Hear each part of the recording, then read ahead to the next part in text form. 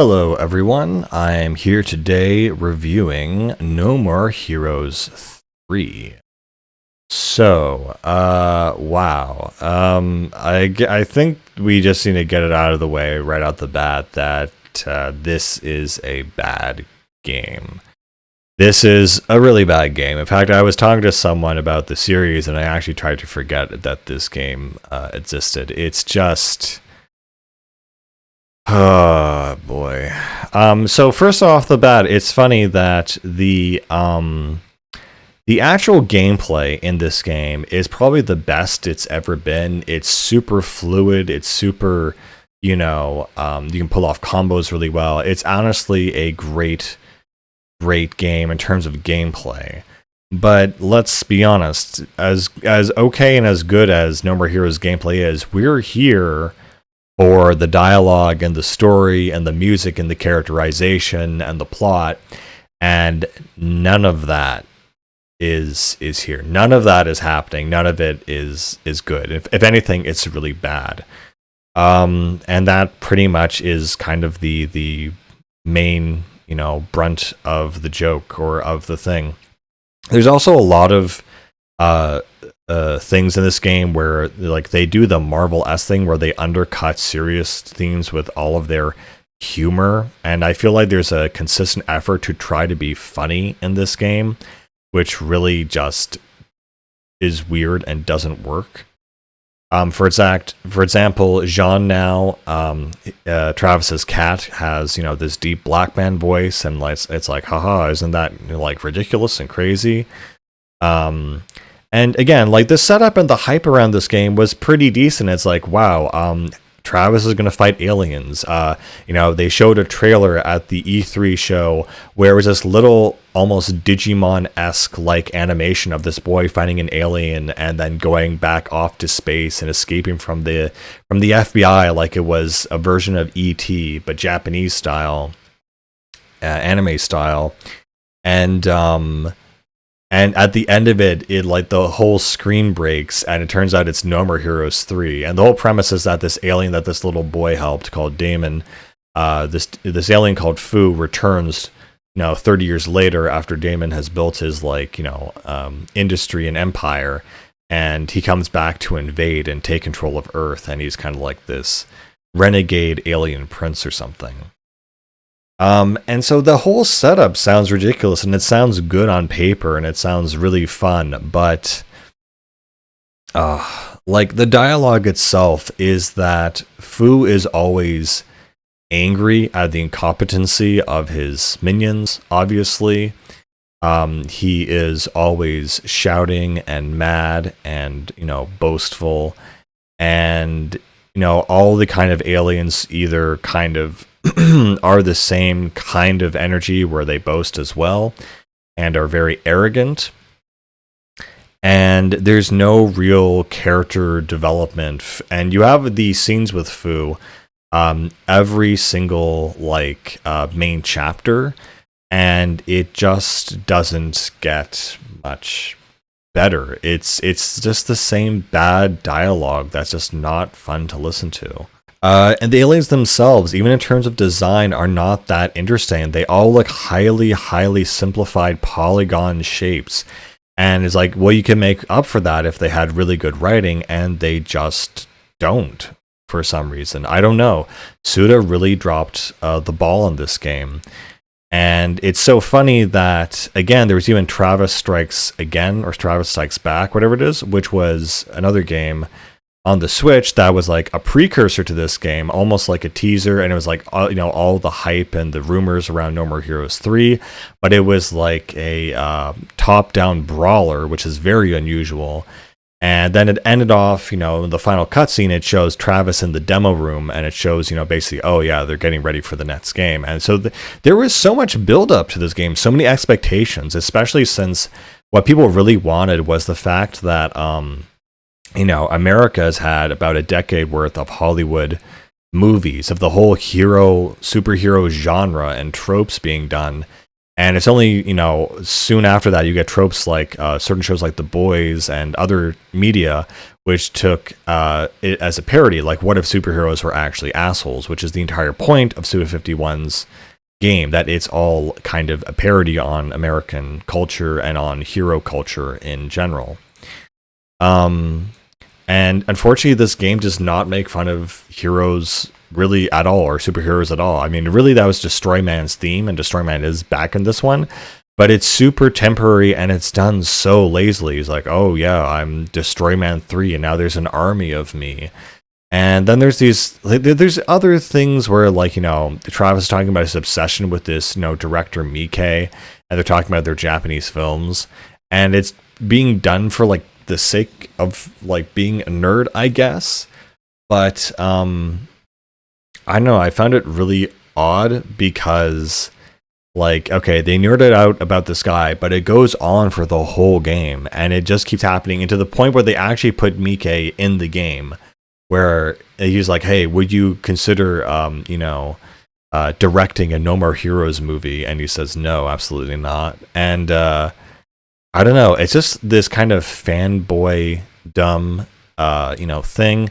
There's also there's this whole thing about Deathman, which is this old retro game that is Fable that Travis used to play, and was a very like big influence on his life, and was like this cult classic game.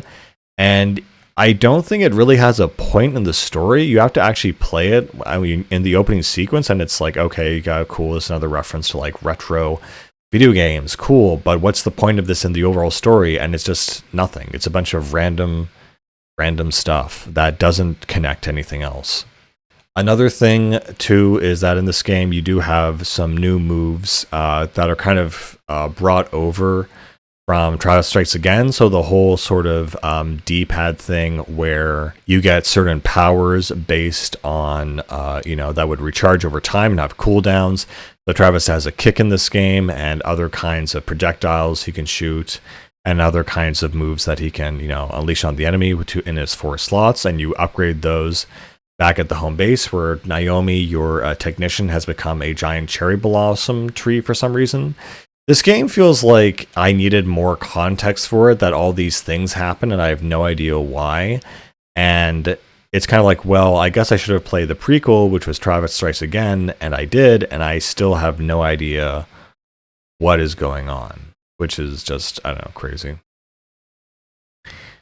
Again, they also do a lot of switcheroos, like in the first game where you think you're going to fight a boss and you either fight no boss or you fight a different boss. There's a whole level here where you play, like, the boss is a game of musical chairs. There's another boss where it's like a horror-themed school level that's all first person. You're exploring it in this grid kind of format. There's another boss where it's like a giant fight in space.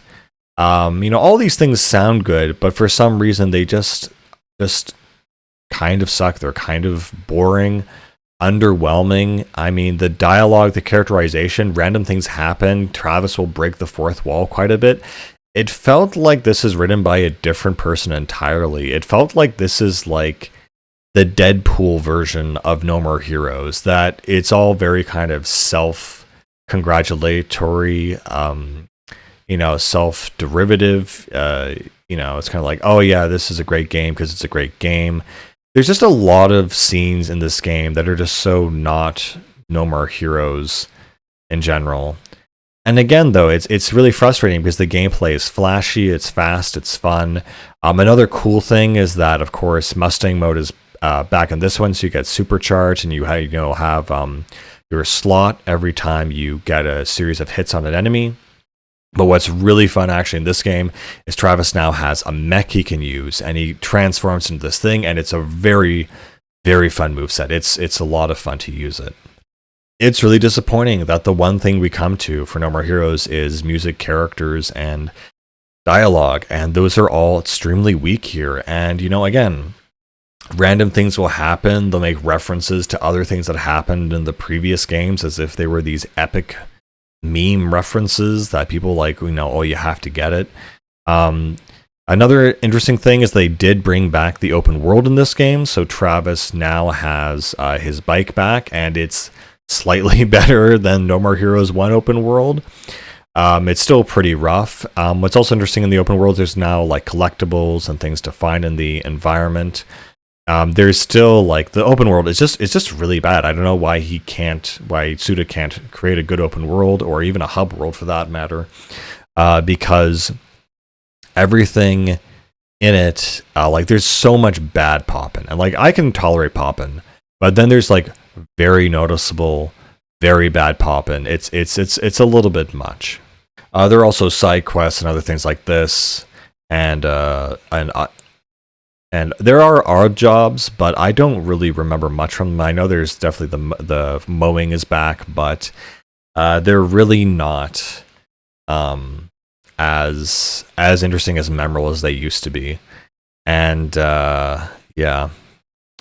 The other thing too that is really disappointing, as I mentioned, the music for these boss fights is not memorable. I don't know what's up with the soundtrack, but it's filled with dubstep and also what might be called garbage can music. It's very heavy, very dissonant, and it does not have the essence of the hopeful, optimistic, or like power thirsty style that the previous games had. It's very kind of dissonant and self-degrading, I would say, is almost the right word. It's almost like the game itself, I don't know, it's just it almost hates itself or something, or hates what it's become.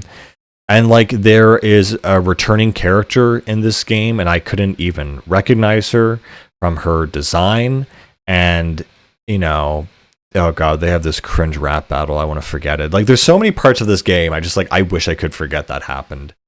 There's also another weird, stupid bait and switch moment near the end where Henry shows up and literally kills Travis, and then it turns out it wasn't real. Like, there's so many stupid things like that in this game. I don't mind crazy stuff when it's interesting and cool, but then there are things that are happening in this game that are just random. They actually don't have good writing sense or good plot or whatever. Just random things are happening, and you just have to accept it. And again, like graphically, it's just very limiting on the Switch for whatever reason. It just looks bad in certain areas. Again, like I love the combat, and I love the way the fights end, where it says kill at the end, and it has this big sort of down strumming guitar with echo on it. It's really cool.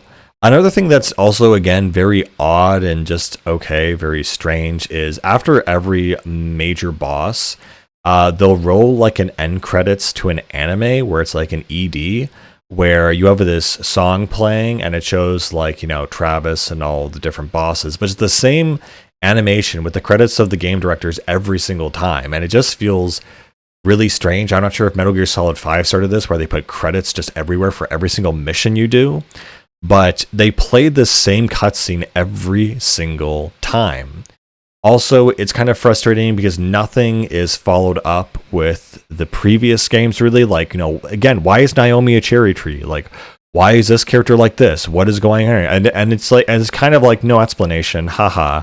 And then there's also another character with and then they bring in stupid timeline stuff where like there's Travis's grandkids from the future, and then also, and in the opening cutscene, Badman dies from, Travis Strikes Again. So it's like, okay, I guess you had to get rid of that character or something. And then, some of the characters are back, but they have this whole, I don't know, it feels so immature for some reason. It feels so poorly written and just not interesting. I'm all for over the top crazy action, but it also has to at some point make sense or be interesting rather than just oh, isn't this crazy? And that's unfortunately what I feel about this game. I really don't know what happened here, but I've never seen the ball drop so hard, and I've never been so disappointed in a game release that I was hyped for in recent memory. It's really shocking how bad this game is and how little it resembles its previous games. again, I think it was a golden opportunity for Suda to make fun of American like culture, but instead he was almost absorbed by it. It's almost like it's become Marvelized No More Heroes, which is the worst imaginable way I can put it. And it's after finishing this game that I just was like, that was not fun. It was not enjoyable. It was almost a waste of time. And, it was nothing that I wanted or expected. Anyway, I guess I'm still hopeful for the future of No More Heroes and Suda51. I mean, honestly, the further I go back in its repertoire, the better the games get, which is just really depressing, I guess. But that's what it is. I might consider getting a Suda game in the future, but this one really was a huge blow, and I've honestly tried to forget it. Plus, it is a super forgetful game. But yeah, that's the unfortunate issue. No More Heroes 1 and 2 still great games, but this one, not part of it. Sorry. All right, bye guys.